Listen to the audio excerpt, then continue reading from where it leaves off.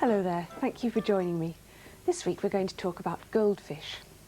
Whether you've won one at the fun fair or whether you're buying one in a pet shop, the most important thing is to choose a healthy one.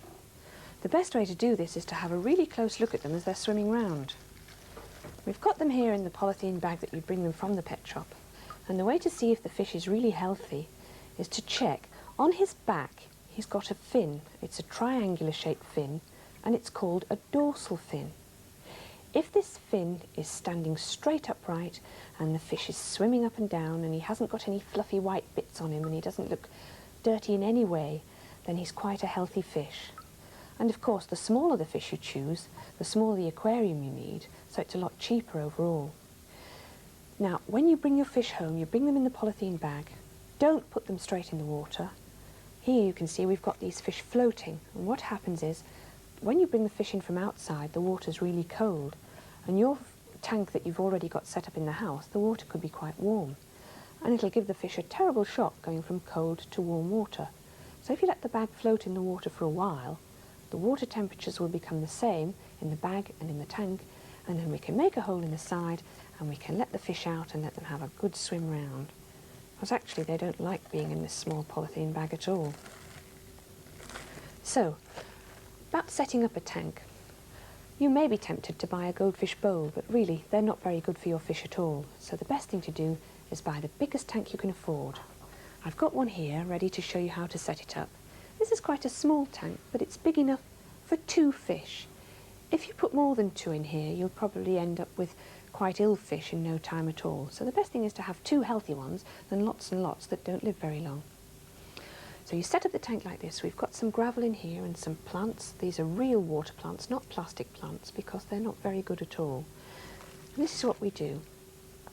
I've got this thing called a plant pad, which you make a hole in, and it's got soil in, just the same as you would have in the garden, because of course the plant needs something to put its roots into, but this goes underneath the gravel. So you make a hole in, and you put the plants in like that, and you put it on the bottom of the tank, and then you cover it with gravel. I've got some here. Of course, I've set up most of this tank ready. You can put a lot more plants in and a lot more rocks. And of course, the more you put in, the less space the fish has to swim.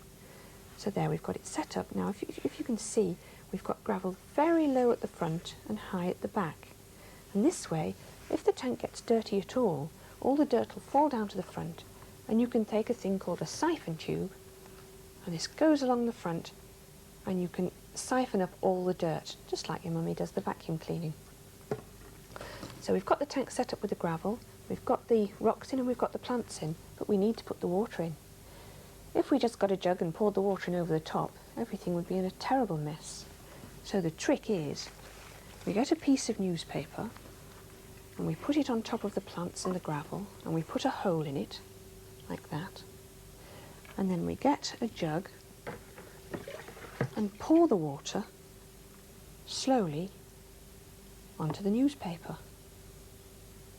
And that way it doesn't make a mess. None of the plants are disturbed, and the gravel stays in its position that we've put it in. Now once you've filled it nearly to the top, take the paper out very gently so that you don't disturb it all, and leave it for about 5 or 6 hours. Let all the dirt settle down to the bottom, let the plants settle in, and then it'll be time to put your fish in. So if you've done this properly and you've got enough plants and only a couple of fish, you shouldn't really need to clean the tank out at all. All this messing about dunking the fish in and out of different water isn't very good for the fish, and you really want to keep your pets as healthy as possible. Keeping an animal or a fish healthy, food's very, very important. We've got here a couple of dishes of the sort of thing that we can give to our fish. This is the ordinary flaked fish food that you buy in the shop, just a goldfish food.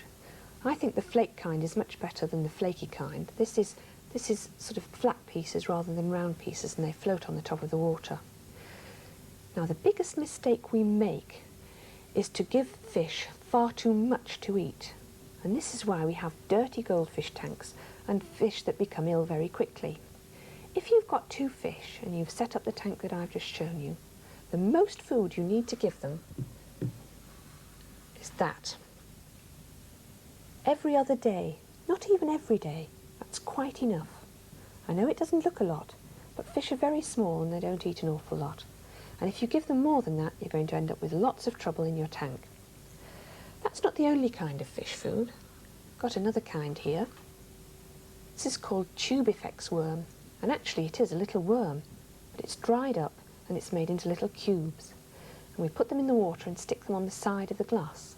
And this way the fish can peck at it, but don't give them this and the other one at the same time. And if you're going away on your holidays, you can even get a thing that can put in the tank and the fish can feed from that for about a week.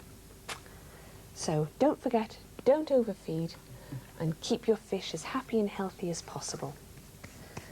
Now it's time for me to tell you a story. Gordon the goldfish lived in a pond with his mummy and daddy and lots of other fish. One day his mummy said to him, "You'd better not go out today, Gordon.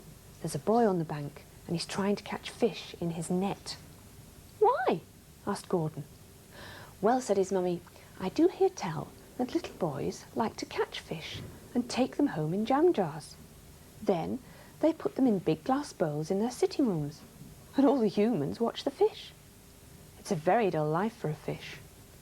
A fish should never live in a bowl. Some fish don't mind living in a big tank, but Gordon would only ever be happy in a pond."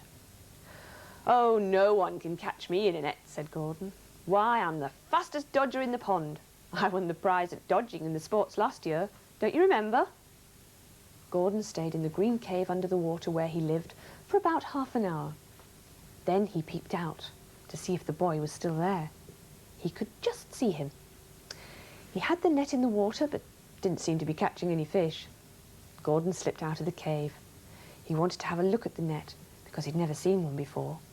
So he cautiously swam towards it. What he didn't know was that the little boy could see him through the water. But the little boy kept his net very still. He was waiting for Gordon to get near enough to the net for him to catch. Gordon got nearer and nearer the net, and when he was within half a metre of it, the little boy gave the handle a jerk and tried to catch Gordon. But Gordon was an expert dodger, and as soon as the net moved, he swung round and started dodging, looking for a place to hide. He darted from side to side, and just when Gordon thought he would never find a hiding place, he saw a great big jam jar lying on its side. "Ah, this'll do," he thought, and darted into the jam jar and kept very still. Alas for poor Gordon, he didn't realise that the little boy could see the jam jar in the water, and not only that, he could see Gordon hiding there. All he had to do was wiggle his net round the jar and lift it out of the pond, with Gordon in it.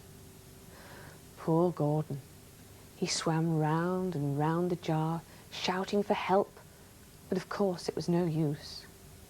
The boy had a good look at him through the sides of the jar, and then he put the jar down on the ground, put his net back into the water again. The day wore on, but the little boy didn't catch any more fish. The sun got hotter and hotter, and poor Gordon thought he would suffocate, and he couldn't see any way of rescuing himself at all. It was just as well that he didn't know of a greater peril that was waiting. In the long grass, just by the bank, was a black cat. She'd been going for a walk when she saw Gordon swimming round in the jam jar. "Meow!" she thought to herself. "I could just do with a fish. It's nearly lunchtime. I'm feeling quite a bit peckish." She wriggled close to the edge of the long grass and flicked her tail. Cats do that when they're excited. Then she waited. "Next time the boy thinks he's caught a fish in the net, I'll pounce on the jam jar, tip it over and grab the fish in my mouth. Then I'll run away with it and eat it for my lunch," she said to herself. It's just as well Gordon didn't know anything of this new danger, as he was quite unhappy as it was. Suddenly, the little boy hoisted the net out of the water. He thought he'd caught a fish, but it was only some pondweed. But as he lifted the net, the cat sprang out of the grass right onto the jam jar. However, the little boy saw the cat and shouted, "Hey!" The cat got a terrible fright and turned and ran away as fast as she could, knocking the jam jar over as she ran. The little boy started to chase her away, and as for the jam jar, the water started to run out of it. But at the same time, the jar started to roll down the bank. and with a splash, it landed in the pond. Well, there's no need to tell you what Gordon did. Before you could say Jack Robinson, he was out of the jam jar and racing home as fast as his fins would carry him. By the time the boy had stopped chasing the cat and got his net back into the water, Gordon was nowhere to be seen. Well, that's all for this week. Hope to see you next week. Bye-bye for now.